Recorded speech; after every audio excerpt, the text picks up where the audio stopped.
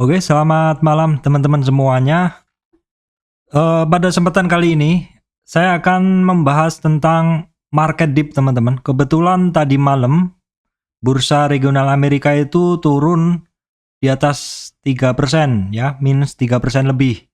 Strategi trading apa yang biasanya saya terapkan? Apakah bertahan? Apakah berani beli? Saya akan kupas di video kali ini teman-teman.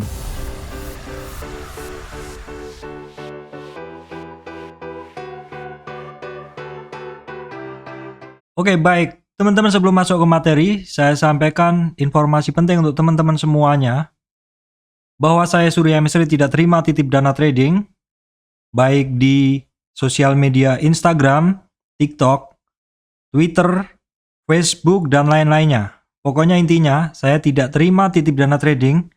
Jadi teman-teman harus berhati-hati apabila ada tawaran titip dana trading mengatasnamakan Surya MS Trade. Oke teman-teman, market dip. Apakah ini adalah merupakan saat yang ditunggu teman-teman, yang mana teman-teman itu selama ini antri saham-saham tertentu tapi nggak pernah dapat barang ya? Ataukah mungkin seperti apa kondisinya? Kita akan tengok langsung ya teman-teman. Ya teman-teman, tadi malam kondisi market adalah seperti ini. Kita bisa ngelihat Dow Jones-nya minusnya adalah 3%, Nasdaq hampir 4%, dan SP500 juga minusnya juga 3% lebih. Eropanya juga teman-teman ya. Terus kita juga ngelihat ini kondisi dari Dow Food-nya teman-teman, ini masih ngeri, masih sekitar 3% lebih turunnya. Kenapa sih bisa seperti ini? Nah, di video kemarin saya udah sampaikan bahwa market itu memang menunggu peristiwa penting ya teman-teman.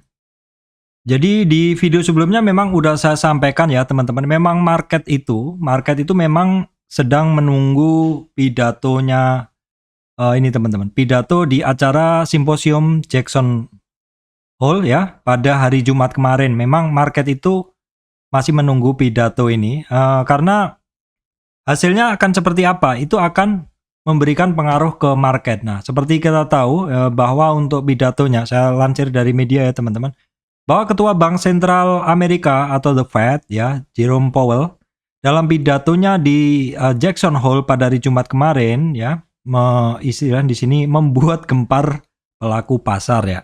Memang ini yang ditunggu-tunggu teman-teman. Akan seperti apa kira-kira langkah ke depan dalam istilahnya mengantisipasi inflasi yang masih mungkin terjadi nih teman-teman.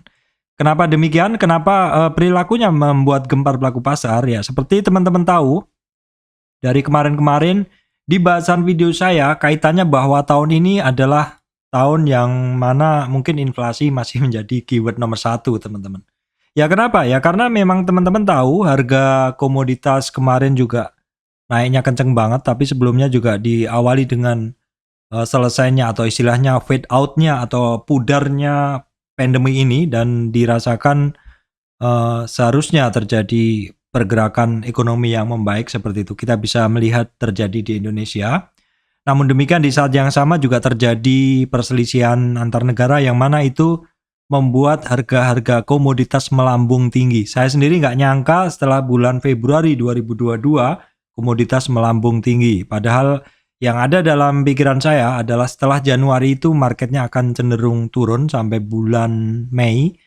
Seperti itu, makanya ada istilah sell on May and go away. Namun demikian harga komoditas kemarin nggak turun-turun, bahkan naik dan naik dan naik. Dan ini membuat harga ya batu bara, energi, sumber-sumber energi seperti itu berada pada siklus-siklus puncaknya seperti itu teman-teman. Nah inilah yang akhirnya dalam beberapa bulan ini membuat inflasi, ya, membuat inflasi, dan inflasi ini bukan tidak diobati seperti itu. Pasti akan diobati dengan beberapa langkah-langkah moneter ya. Selain itu juga bisa dengan mengatur suplai seperti itu, supaya ya istilahnya kalau teman-teman tahu harga suatu barang naik bisa menyebabkan inflasi, maka yang berwenang atau pemerintah bisa melakukan pengaturan ya. Pengaturannya bisa dengan mengatur suplainya, mengatur kebutuhannya. Kebutuhannya dicukupi supaya harganya nggak naik, kan seperti itu. Atau di sisi lain, langkah moneter yang diambil oleh bank sentral adalah mungkin dengan menaikkan suku bunga seperti itu. Suku bunga fungsinya adalah untuk mengendalikan uang beredar di masyarakat supaya orang menyimpan di simpanan ya, karena dengan menaikkan suku bunga orang akan melihat atau merubah investasi dari aset yang berisiko di saham, di forex seperti itu, di kripto, sehingga akan melarikan dananya dari situ, memindahkannya sementara mungkin ke dalam instrumen-instrumen investasi yang memiliki return yang dinaikkan, yaitu yang terkait suku bunga tadi. Seperti itu adalah salah satu obatnya. Dan kita bisa melihat juga bahwa langkah-langkah yang udah diambil oleh The Fed adalah dengan menaikkan suku bunga secara bertahap ya teman-teman, dari setengah ke 1 ya, kemudian ke 1,75 dan kemudian ke 2,75 seperti itu. Dan dari berita-berita yang kemarin kita lihat bahwa kemungkinan itu mungkin masih akan naik. Dan jawabannya adalah di pidato Jackson Hole kemarin teman-teman ya. Di sini kita bisa melihat adalah pasalnya Powell menyampaikan komitmen tegasnya untuk menghentikan inflasi. Dengan cara apa? Cara-caranya tadi udah saya sampaikan teman-teman, memperingatkan bahwa ia mengharapkan The Fed untuk terus menaikkan suku bunga seperti itu dengan dengan terus menaikkan suku bunga dengan cara yang akan menyebabkan kesakitan pada ekonomi. Kenapa? Ya karena ketika suku bunga dinaikkan teman-teman, ini tidak serta-merta ya, artinya tidak kalau suku bunga dinaikkan masalah akan selesai gitu. Ya mungkin di satu sisi inflasi mungkin akan terkendali, tetapi ketika dinaikkan suku bunga teman-teman, maka kompensasinya adalah banking juga harus mengatur suku bunga pinjamannya. Dan ini bisa jadi yang terkena dampaknya adalah perusahaan-perusahaan yang memiliki pinjaman teman-teman. Kenapa? Karena beban bunganya akan meningkat. Beban bunga akan meningkat. Tapi apakah ini berlangsung selamanya? Enggak. Seperti yang saya bilang tadi, ketika obat itu diberikan, maka dokter yang memberikan obat, maka akan melihat, oh ini sudah cukup enggak dosisnya? Oh masih belum, jadi masih akan dinaikkan. Diberikan dosis tambahan atau obat tambahan atau langkah tambahan. Tapi ketika oh ini sudah membaik, kita reduce, kita kurangi dosisnya, kita enggak lakukan langkah lagi seperti itu. Nah, itu sepertinya itu sebenarnya adalah analogi yang sama ketika menghadapi terjadinya inflasi. Obatnya adalah menaikkan suku bunga, mengatur suplainya seperti itu. Oh, ketika ternyata suku bunga udah dinaikkan dalam beberapa bulan ke depan ternyata udah bisa turun, sudah bisa membaik. Oh ya berarti suku bunga dibuat nggak naik lagi atau malah mungkin diturunkan. Ketika suku bunga dinaikkan, yang terkait atau mendapat efeknya secara langsung adalah yang memiliki pinjaman. Kalau suku bunga pinjaman dinaikkan, sekali lagi kalau suku bunga pinjaman dinaikkan, karena belum tentu juga dinaikkan. Di sini banking akan melihat apakah perlu menaikkan atau enggak seperti itu. Dan kenaikan suku bunga ini teman-teman, walaupun kenaikan suku bunganya adalah suku bunga di Amerika, namun efeknya bisa ke negara lain. Kenapa? Karena USD ini adalah major currency ya. Major currency ini memiliki istilahnya pesona tersendiri. Jadi orang selain berinvestasi di mata uang atau istilahnya membeli mata uang negaranya, bisa jadi mereka karena ada kebutuhan tertentu, mereka juga bisa membeli atau menyimpan dananya dalam mata uang tersebut. Nah, di sini juga ketika suku bunga di mata uang tersebut memiliki imbal yang bagus, bisa jadi orang akan meningkatkan istilahnya simpanannya di mata uang tersebut. Nah, kita bisa melihat dolar indeksnya. Dolar indeks ini adalah performa sang greenback atau USD terhadap 6 mata uang dunia. Ini kita bisa melihat masih terjadi posisi yang dekat dengan resistan untuk dolar indeksnya. Artinya apa? Kekuatan si dolarnya masih kuat, teman-teman. Di sini kekuatan dari dolarnya masih kuat sebagai major currency. Efeknya adalah ketika suku bunga The Fed ini mungkin masih akan dinaikkan, maka bisa terjadi outflow dari mata uang lain, currency lain ke USD atau dalam posisi buy atau posisi long untuk USD. Seperti itu yang bisa terjadi dalam jangka panjang, dalam jangka beberapa saat ke depan sepanjang suku bunga USD ini masih akan dinaikkan ya teman-teman. Itulah kenapa ketika suku bunga di USD dinaikkan, mungkin negara-negara lain juga tentu akan bisa mengatur suku bunganya, bisa juga dinaikkan seperti itu. Seperti yang kita lihat kemarin, BI rate dari 3,5 sebelumnya selama 18 bulan di 3,5 terus, akhirnya dinaikkan juga ya seperti itu. Akhirnya dinaikkan juga. Dan kalau sudah seperti ini teman-teman, maka sebagai trader saham ya kita mau nggak mau kita harus perhatikan kondisi market akan seperti apa.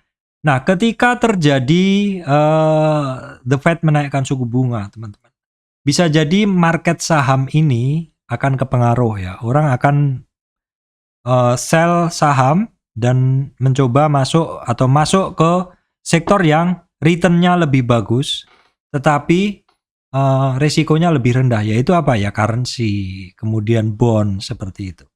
Nah, terus teman-teman, ini adalah kondisi-kondisi yang mungkin market akan ya istilahnya ngedip seperti itu. Besok Senin lah kita lihat akan seperti apa. Nah, kalau yang sebelumnya tadi adalah section tentang bahasan kenapa market ngedip, yaitu tentang karena ini ya pidato pidato yang memungkinkan The Fed akan lebih agresif lagi menaikkan suku bunga untuk menekan inflasi. Walaupun harus istilahnya membuat ekonominya sakit seperti itu teman-teman, karena dalam posisi berat suku bunga tinggi seperti itu. Nah, sekarang kita akan melihat teman-teman efeknya sih seperti apa ya. Saya udah membuat section. Kira-kira bagaimana sih untuk kondisi besok? Jadi teman-teman yang harus kita lihat adalah untuk besok pagi, teman-teman lihat dulu Dow Food-nya. Jadi teman-teman selalu harus memantau pergerakan dari Dow Food-nya di sini ya. Apakah terjadi kenaikan atau istilahnya Dow Food-nya membaik? Kalau Dow Food-nya membaik, teman-teman lihat juga kondisi regionalnya, karena bursa Asia kan buka lebih dulu. Kita lihat dulu bursa Asianya seperti apa. Apakah terjadi ketakutan berlebihan? Apakah terjadi penurunan yang dalam seperti itu? Apakah candle-nya terjadi rejection? Jadi penting untuk dilihat besok pagi, teman-teman itu harus stay on market ya, dilihat dulu kondisi-kondisi bursa Asianya seperti apa, Hang Seng ya, terus kemudian Nikkei-nya seperti apa, seperti itu. Apabila tidak terjadi ketakutan berlebihan ya mungkin kita bisa lebih santai. Kenapa demikian? Karena kaitannya adalah ketika kita bisa melihat kondisi regional mungkin besok misalkan nggak terlalu menakutkan, mungkin kalau kita punya barang ya bisa lebih santai lah. Mungkin kita nggak terlalu harus istilahnya kita harus keluar dulu nggak seperti itu. Atau mungkin bagi teman-teman yang mau antri barang ini, mungkin antrinya juga nggak perlu jauh-jauh karena regionalnya nggak begitu menakutkan atau Dow Food-nya udah mulai membaik seperti itu. Mungkin kita harus mengatur supaya kalau memang nekat mau ambil barang itu antrinya nggak terlalu dalam seperti itu. Nah, bagaimana seandainya misalkan besok bursa regional itu kondisinya dalam dan Marubosu dalam seperti itu. Itu kan artinya secara psikologis marketnya memang pengen turun seperti itu. Dan sebenarnya sih kalau kita lihat bursa-bursa regional nih, regional Asia ya teman-teman, ini terutama kan memang secara tren memang dia lagi kurang bagus trennya kan. Ini kan trennya turun, bursa Asia seperti itu ya. Nah, besok kita lihatlah apakah bisa lower low seperti itu ataukah ketemu di supportnya dan dia mantul seperti itu. Pokoknya besok kita lihat dulu karena dari regional ini kita akan bisa memiliki treatment yang berbeda. Kalau misalkan regional santai-santai aja ya mungkin kita nggak perlu harus takut-takut lepas barang semua seperti itu. Karena bisa jadi ketika rebound nanti ketika teman-teman buang barang ya gigit jari, wong ternyata juga marketnya regional nggak kemana-mana dan akhirnya rebound, udah terlanjur buang di bawah, ketika rebound nggak ini kita istilahnya udah nggak punya barang, kerugiannya benar-benar terjadi potensial loss seperti itu. Nah, tadi kan udah saya sampaikan bahwa kondisi regional ini penting kita lihat untuk langkah kita bagi yang punya barang atau yang belum. Nah, sekarang teman-teman saya di sini akan membahas di poin 3 tentang bagaimana kalau teman-teman yang sudah punya barang ya, yang sudah punya barang. Jadi kalau saya biasanya kalau marketnya itu dalam kondisi yang kurang bagus, maka langkah saya adalah mengurangi posisi teman-teman. Mengurangi posisi apabila saya udah punya barang ya.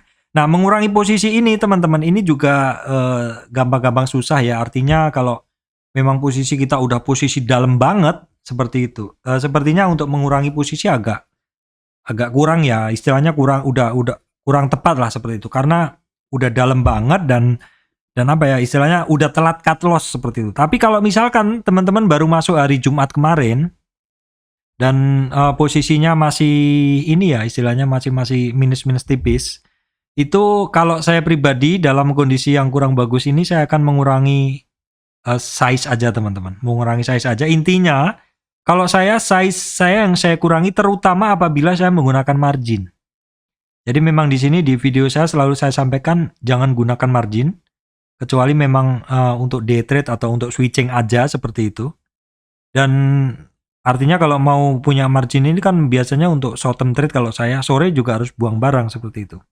Kadang buang barang untung, kadang buang barang BEP atau kadang rugi seperti itu. Kalau saya lihat regionalnya kurang begitu bagus besoknya, ya saya cenderung akan kurangi. Jadi yang pertama adalah kurangi posisi bagi yang sudah punya barang, tetapi sekali lagi lihat kondisi regionalnya seperti apa dulu. Kalau regionalnya santai-santai aja mungkin juga kurangi posisinya juga cukup santai aja teman-teman seperti itu. Nah kemudian di catatan saya ini barang bagus. Nah kalau teman-teman punya barang-barang yang bagus, kalau saya pribadi biasanya barang-barang bagus ini adalah barang yang secara tren dia masih naik. Ini biasanya kalaupun atau apapun kondisi marketnya turun, dia juga ikut turun teman-teman. Tetapi dia juga cepat reboundnya. Jadi di sini kalau teman-teman punya barang bagus, secara tren masih bagus, kalau saya pribadi nggak begitu takut untuk pegang. Biasanya ketika dia turun, saya justru nambah posisi. Jadi sekali lagi sangat berbeda treatmentnya ya. Kalau punya margin sih saya usahain untuk kurangin. Kalau saya stay cash atau membeli secara cash, saya cenderung lebih santai untuk menghadapi kondisi market turun seperti ini teman-teman.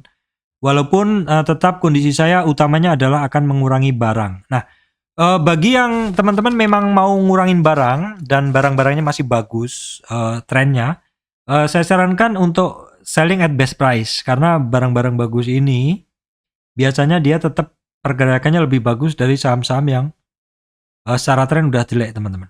Saham yang secara tren masih bagus itu kalau ada koreksi, dia koreksinya biasanya masih sedikit saja dan reboundnya masih cepat. Beda kalau barang-barang yang secara tren udah jelek, naiknya nggak ikut, turunnya ikut. Ya seperti itu. Kalau saham-saham yang secara tren bagus, naiknya ikut, turunnya ikut, tapi reboundnya cepat ya, seperti itu.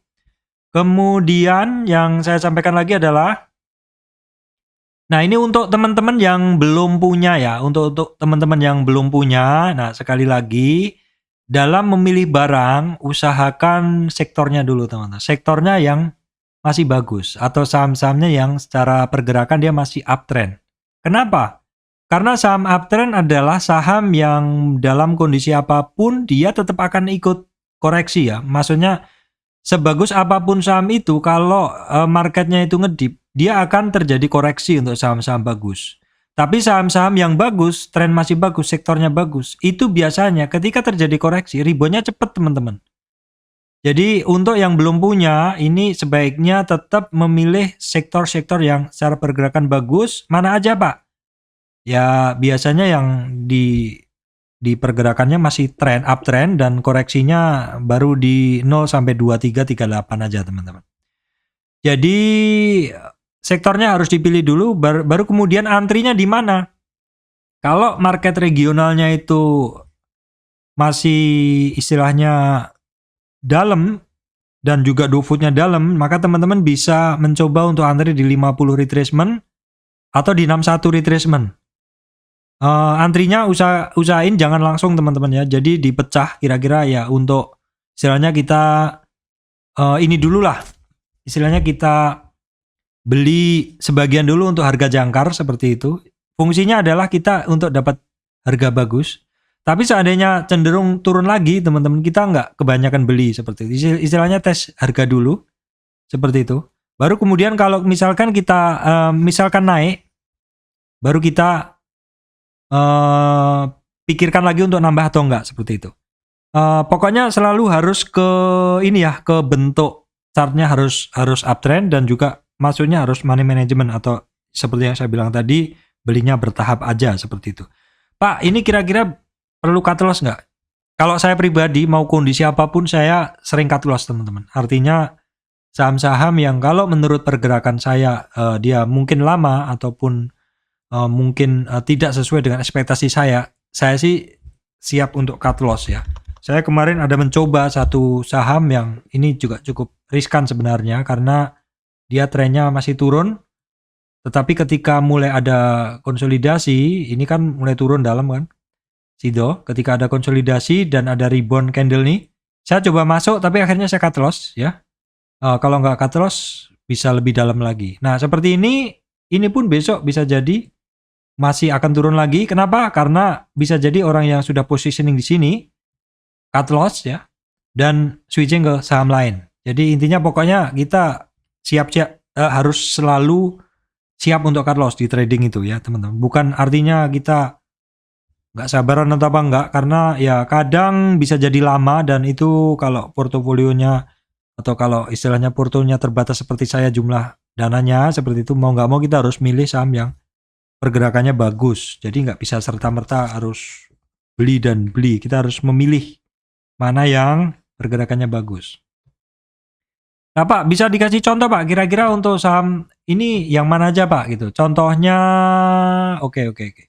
Contohnya di sini saya pilihkan dulu untuk saham-saham yang secara tren masih bagus dan kemarin nggak dapat barang, nggak dapat harga murah seperti itu teman-teman.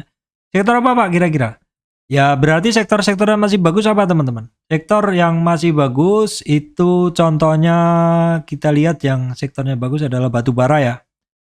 Kita lihat sektornya batu bara nih. Kita lihat Indo Tambang Raya. Nah, Indo Tambang Raya ini secara tren masih bagus. Salah satu cara ngelihat tren adalah dengan menggunakan moving average. Nah, ini harganya di atas MA 200 terus ya. Harganya di atas MA 200 terus, artinya ini dalam bullish area seperti itu.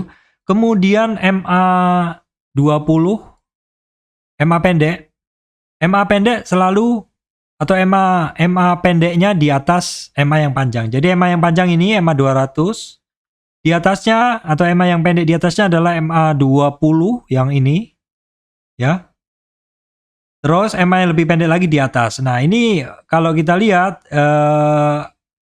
fasenya seperti Indo Tambang Raya ini, dia secara MA 200 dia di atasnya bagus. Secara MA 20 gimana? Secara MA 20 dia sempat turun di sini. Jadi fase yang bagus adalah di sini karena perfect bullish, yaitu MA 5 di atas MA 20 dan di atas MA 200.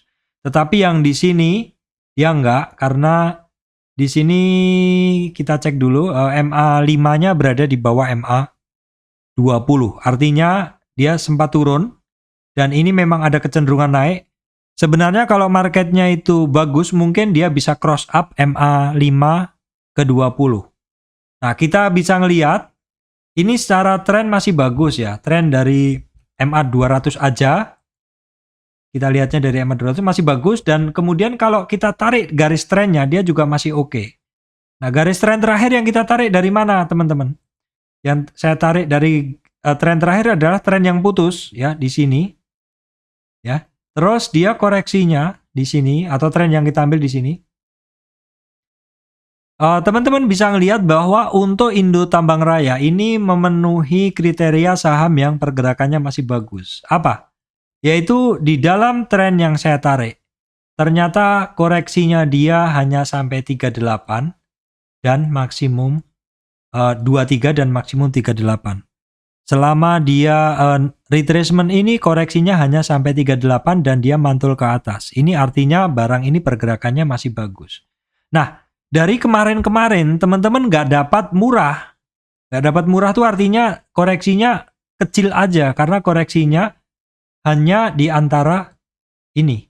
Di antara 0 sampai 23. Arti 0 sampai 28. 0 sampai 38. Ini artinya koreksinya dia selama ini kecil banget.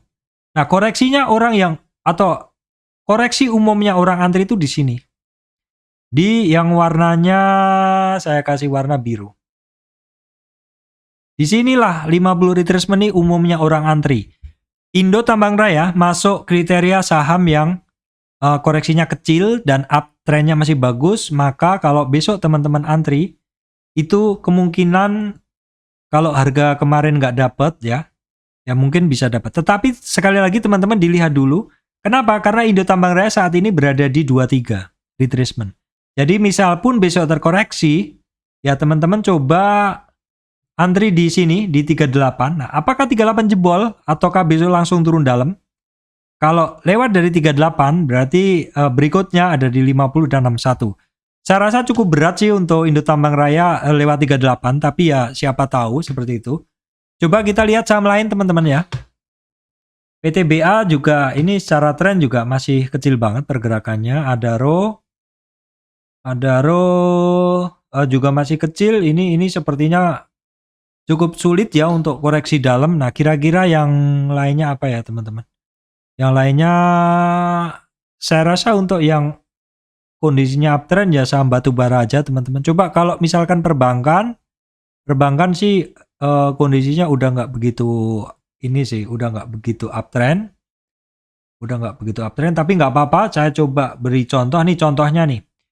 BNI termasuk saham yang secara koreksi ini masih kecil kalau kita hanya menggunakan tren ini. Kenapa? Karena ini adalah tren naik kecil dan di area kuning ini adalah 50 retracement teman-teman ya. Memang ini merupakan resistan. Jadi resistan yang saya tarik dari sini. Di area kuning ini adalah merupakan resistan ketika dia turun ya, ketika dia turun terus naik. Ini di area kuning adalah resistan atau area yang menghambat pergerakan dari BBNI cukup lama. Nah, oke, kita kesampingkan tren yang ini dan karena kita mau ngambil posisi untuk BBNI kira-kira besok di mana, maka teman-teman gunain ini, garis ini, Fibo ini. Selama dalam tren naik ini, BBNI ini boleh dibilang kalau hanya dari tren ini, teman-teman. Kalau hanya dari tren ini koreksinya kecil ya BBNI. Kenapa? Karena koreksinya hanya sampai di 23 lebih sedikit. Jadi nggak sampai ngelewatin 38 retracement. Kalau besok seperti apa Pak? Seperti apa kalau besok? Berarti teman-teman itu petakan di 38. 38 retracement BNI adalah di 8120. Kalau besok lewat dari itu teman-teman, memang sih umumnya antri untuk koreksi-koreksi market di yang dalam itu bisa lewat dari situ. Jadi bisa 38 itu bisa kesentuh. Kalau BBNI mungkin bisa sampai 38 retracement karena kondisi sekarang dia udah di 23. Kondisi ini berbeda dengan Indo Tambang Raya tadi ya teman-teman. Indo Tambang Raya kenapa ya? Karena Indo Tambang Raya posisinya ini masih di 23. Posisinya masih di 23 retracement, sedangkan BBNI tadi posisinya dia 2338. Ini mirip sih, sorry, ini mirip ya, mirip antara Indo Tambang Raya karena Indo Tambang Raya juga di 23, jadi kemungkinan istilahnya jaring berikutnya atau support berikutnya di 38. Kemudian kalau BBNI tadi secara tren pendek ini aja ya, tren pendek ini aja juga secara tren dia ada di 23. Tetapi ini cukup sempit aja pergerakannya karena tren naiknya kecil.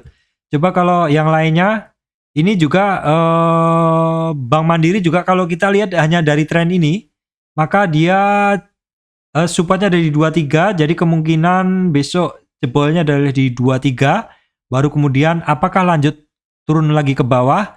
Nah, beda cerita kalau BBRI teman-teman, BBRI ini sudah masuk di crucial, kenapa? Karena dia sudah di 38 retracement, jadi kemungkinan kalau jebol ya di 50 dan 61, beda kondisi ya. Kemudian kalau BCA ini kondisinya adalah dia ada di puncak di resistan. Jadi supportnya ada di 23 ya, seperti itu.